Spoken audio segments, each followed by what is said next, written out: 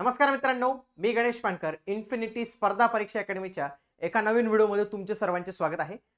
तर टायटल आहे भारतीय सर्वोच्च न्यायालयात भरती। सुप्रीम कोर्टामध्ये भरती आलेली आहे आणि जागा आहेत 241। चांगल्या अशा जागा आहेत आणि जागांपेक्षा सगळ्यात जास्त मेन म्हणजे वेतन आहे आणि याचं वेतन मासिक 72,000 प्लस आहे। वेतन पण छान आहे, पोझिशन पण छान आहे। भारताच्या सुप्रीम कोर्टमध्ये काम करायला तुम्हाला भेटणार आहे। तर या जाहिरातीविषयी आपण संपूर्ण माहिती पाहणार आहोत।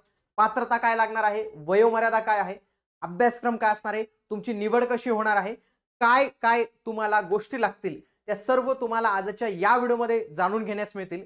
म्हणून तुम्ही हा व्हिडिओ शेवटपर्यंत पूर्ण बघायचा आहे। बघा, ही आहे सुप्रीम कोर्ट ऑफ इंडियाची आलेली जाहिरात। बघा, 4 फेब्रुवारी 2025 ला आलेली ही जाहिरात आहे। जाहिरातीला पुढे जाण्याआधी तुम्हाला सांगू इच्छितो की अशाच पद्धतीचे सर्व अपडेट्स आपल्या चॅनलवर येत असतात। म्हणून तुम्ही आपले इन्फिनिटी स्पर्धा परीक्षा अकॅडमीचं जे YouTube चॅनल आहे तर ते त्याला नक्की सबस्क्राइब करा। याच्यावर तुम्हाला फक्त अपडेट्स नाही तर अभ्यासासाठी लागणारं कंटेंट, नॉलेज हे देखील मिळत असतं। म्हणून तुम्ही हे सबस्क्राइब करा। बघा, ही ॲडव्हर्टाइज आलेली आहे आणि या ॲडव्हर्टाइज मध्ये पदाचं नाव दिलेलं आहे ज्युनियर कोर्ट असिस्टंट। काय नाव आहे? Junior court assistant. Junior court assistant नावाचं पद आहे। ग्रुप बी चं पद आहे, लक्षात घ्या। ग्रुप बी नॉन गॅजेटेड म्हणजे गट ब, अराजपत्रित। म्हणजे जसं आपलं PSI, STI, ASO, SR राहतं त्या पद्धतीचं पद आहे आणि याचं जे लेवल आहे L6 आहे। L6 याचे लेवल आहे आणि याचं जे वेतन येणार आहे तर ते 35,400 बेसिक पे येणार आहे। परंतु त्यांनी इथं सांगितलेले की तुमचं HRA वगैरे बाकीचे जे अलाउन्स पाहिले तर तुमची ग्रॉस सॅलरी इथं जाणार आहे बघा 72,040 रुपये। म्हणजे 72,000 रुपये तुमची दरमहा इथं जे आहे तर ते वेतन येणार आहे। पदाचं नाव काय आहे? ज्युनियर कोर्ट असिस्टंट, हे या पदाचं नाव आहे। ओके, आता याच्यासाठी शैक्षणिक अर्हता काय लागणार आहे हे महत्त्वाचं आहे। पहिले तर तुम्ही कोणतेही पदवीधर असावी, याच्यात कोणतीही शाखा चालणार आहे। शाखेबाबत काही सांगितले नाही। YCMU चालेल, इग्नू चालेल, मुक्त विद्यापीठाची चालेल, कोणतीही डिग्री चालेल। पण याच्यात इंग्रजीची किमान 35 शब्द प्रति मिनिट संगणकावर टायपिंग पाहिजे। म्हणजे ते जुन्या काळी त्या मशीन टायपिंग असेल ती चालणार नाही, कम्प्युटर टायपिंग पाहिजे। किमान 35 म्हटले। आता मुलं म्हणतील की सर आमच्याकडे 30 आहे आणि 40 आहे, ही चालेल का? 30 चालणार नाही मित्रांनो, 40 जे आहे तर ते चालून जाईल। तर किमान म्हटलेले तर 35 पेक्षा जास्त हे 40चं सर्टिफिकेट असतं महाराष्ट्रातले। आणि संगणक चालवण्याचे ज्ञान पाहिजे। याच्यासाठी आपलं MSc आहे, काही मुलांचं CCC झालेलं आहे किंवा काहींचं कम्प्युटर इंजिनिअरिंग झालेलं असतं। ते विद्यार्थी इथे जे आहे अप्लाय करू शकतात। बघा, पात्रता समजून घ्या। पदवीधर पाहिजे, कम्प्युटर टायपिंगचं सर्टिफिकेट पाहिजे आणि संगणक चालवण्याचा अनुभव, ज्ञान पाहिजे। वयोमर्यादा काय असणार आहे लक्षात घ्या। किमान 18 वर्षात ते 30 वर्षापर्यंत अप्लाय करू शकतात। याच्यासाठी 8 मार्च 2025 पूर्वी हे वय गणलं जाणार आहे। म्हणजे 8 मार्च 2025 रोजी तुमचं 18 पूर्ण पाहिजे आणि 30 पेक्षाही कमी पाहिजे तरच होणार आहे। तसेच SC ST OBC दिव्यांग, माजी सैनिक, स्वातंत्र्य सैनिक यांना जी वयाची अट मध्ये सूट राहते तर ती सूट देखील तुम्हाला इथे भेटणार आहे। परंतु लक्षात घ्या, इथं एक परंतु आहे, इथं पण एक परंतु आहे। सर्वोच्च न्यायालयाच्या रजिस्ट्रीच्या विभागामध्ये उमेदवारांसाठी कोणतेही उच्च वयोमर्यादा नसेल। म्हणजे जे वयोमर्यादा आहे तर त्यांना कुठली हायेस्ट वयोमर्यादा जी आहे तर ती नसणार आहे। म्हणजे ते किती वर्षाचे उमेदवार जे आहे तर ते इथं अप्लाय करू शकतात। म्हणजे त्यांना जी कमाल वयाची अट आहे तर ती ही नसणारच आहे। जे ऑलरेडी सुप्रीम कोर्टमध्ये काम करत आहेत रजिस्ट्री विभागामध्ये त्यांच्यासाठीच। तथापि इतर सरकारी नोकऱ्यांमध्ये काम करणाऱ्या उमेदवारांना वयात कोणतीही सूट दिली जाणार नाही। जसं सुप्रीम कोर्टच्या केलेले तसं बाकीच्यांना केलेलं आहे का? नाही, लक्षात घ्या। पहिले काय आहे, 18 ते 30 वय पाहिजे।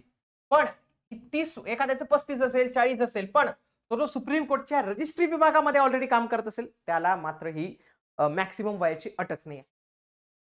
पुढचं, आता निवड प्रक्रिया तुमची कशी होणार आहे, सिलेक्शन प्रक्रिया कशी होणार आहे समजून घ्या। बघा, सगळ्यात आधी तुमची कम्प्युटरवर लेखी परीक्षा होईल जी TCS वगैरे घेणार आहे।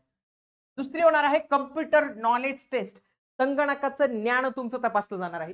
त्याच्यानंतर तिसरी होणार आहे टायपिंग टेस्ट आणि चौथी होणार आहे तुमची डिस्क्रिप्टिव्ह टेस्ट। तर असे हे 4 स्टेजेस मध्ये जे आहे तर तुमची परीक्षा इथं जी आहे तर ती घेतली जाणार आहे। बघा, सगळ्यात आधी ऑब्जेक्टिव्ह टाइप तुमची लेखी परीक्षा होणार आहे आणि ही जी लेखी परीक्षा आहे बघा याच्यात सांगितलेलं आहे कन्सिस्टिंग 50 क्वेश्चन, म्हणजे 50 जनरल इंग्लिशचे प्रश्न असतील। म्हणजे इंग्रजीवर 50 प्रश्न, इंग्रजी 50 प्रश्न, पुढे 25 प्रश्न जनरल ऍप्टिट्यूड वर, 25 प्रश्न, 25 आणि जीकेचे 25 म्हणजे काय की 100 प्रश्नांची तुमची टेस्ट असेल, त्याच्यासाठी तुम्हाला 2 तास एवढा वेळ दिला जाणार आहे. लक्षात घ्या, 2 तास एवढा वेळ दिला जाणार आहे. तर हा एक पॅटर्न असणार आहे, ही लेखी परीक्षा होणार आहे. त्याच्यासोबतच तुमची आणखी एक 25 प्रश्नांची एक कम्प्युटर नॉलेज टेस्ट होणार आहे. मग जो उमेदवार या याच्यामध्ये पास होईल त्याला पुढचं टायपिंगसाठी बोलवलं जाणार आहे आणि इथं तुमची 35चा स्पीड टेस्ट केला जाणार आहे. मग ज्यांचा 40 असेल त्यांना तर काही प्रॉब्लेमच नाही आहे.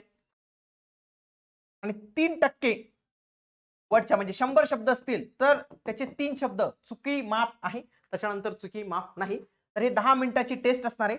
पुढे एक डिस्क्रिप्टिव्ह टेस्ट असणार आहे इंग्रजी भाषेमध्ये, ज्याच्यामध्ये कॉम्प्रिहेन्सिव्ह पॅसेज, प्रिसाइज रायटिंग आणि एसे रायटिंग म्हणजे निबंध वगैरे लिहायचं. याच्यासाठी तुम्हाला 2 तास जे आहे एवढा वेळ दिला जाणार आहे. त्याच्यामध्ये मेजरली तुमचा इंग्रजीचा पोर्शन आहे, तर त्याच्याविषयी त्यांनी हे केलेलं आहे. बघा, ही संपूर्ण निवड प्रक्रिया जी आहे तर ती असणार आहे. समजून घ्या, लेखी परीक्षा होईल आणि कम्प्युटर नॉलेज टेस्ट होईल. ही जवळपास 125 मिनिटं हे होईल, याच्या 2 तास. पुढे टायपिंग टेस्ट आहे, डिस्क्रिप्टिव्ह टेस्ट आहे. तर ही सगळी टेस्ट पास झाल्यानंतर तुमची निवड जी आहे तर ती होणार आहे. पुढे परीक्षा शुल्क किती आहे बघा, लक्षात घ्या. ओबीसी आणि जनरल कॅन्डिडेटसाठी 1000 रुपये फी आहे. एससी एसटी बाकीच्यांसाठी, एक सर्व्हिसमॅनसाठी 250 रुपये एवढी जी आहे तर ती फी आहे. महत्वाच्या तारखा बघा, ऑनलाईन रजिस्ट्रेशन याचं स्टार्ट होणार आहे 5 फेब्रुवारीला, 5 फेब्रुवारीला, आणि हे 8 मार्च पर्यंत चालणार आहे. 8 मार्च पर्यंत तुम्ही जो आहे तर तो फॉर्म भरू शकता. शक्यतोवर कोर्टाच्या तारखा वाढत नाही, म्हणून तुम्ही या 8 मार्चच्या आधीच जे आहे तर ते अप्लाय करा जर तुम्ही हे करत असाल तर.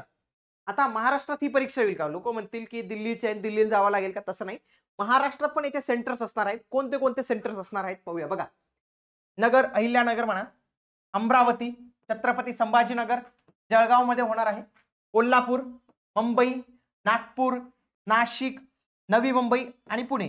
तर महाराष्ट्रातील या 10 सेंटर्सवर जे आहे तुमची परीक्षा होणार आहे. म्हणून महाराष्ट्रातील उमेदवारांनी नक्कीच याला अप्लाय केलं पाहिजे. परंतु बाकीचे जे टेस्ट असतील तर त्याच्यासाठी मे बी ते दिल्ली वगैरेला बोलवतील. म्हणून ज्यांना जायचं असेल, ज्यांना वाटतं की नाही मी सुप्रीम कोर्टात काम करू इच्छितो, तर त्यांनी नक्कीच हा जो फॉर्म आहे तर तो नक्कीच जो आहे तर तो भरला पाहिजे. तर अशाच सर्व अपडेटसाठी आपलं इन्फिनिटी स्पर्धा परीक्षा अकॅडमीचं युट्यूब चॅनल आहे, इथं सबस्क्राईब बटन आहे मित्रांनो. मी सबस्क्राईब बटनवर क्लिक करा. याचा फायदा असा होतो की तुम्हाला सर्व अपडेट जे आहे त्याचं नोटिफिकेशन मिळतं, म्हणून तुम्ही हे सबस्क्राईब करून ठेवा. आणि आपलं टेलिग्राम चॅनल पण आहे याच नावाने, ते पण तुम्ही जॉईन करू शकता. आता आपण भेटूया पुढील व्हिडिओमध्ये. तोपर्यंत जय हिंद, जय महाराष्ट्र, धन्यवाद.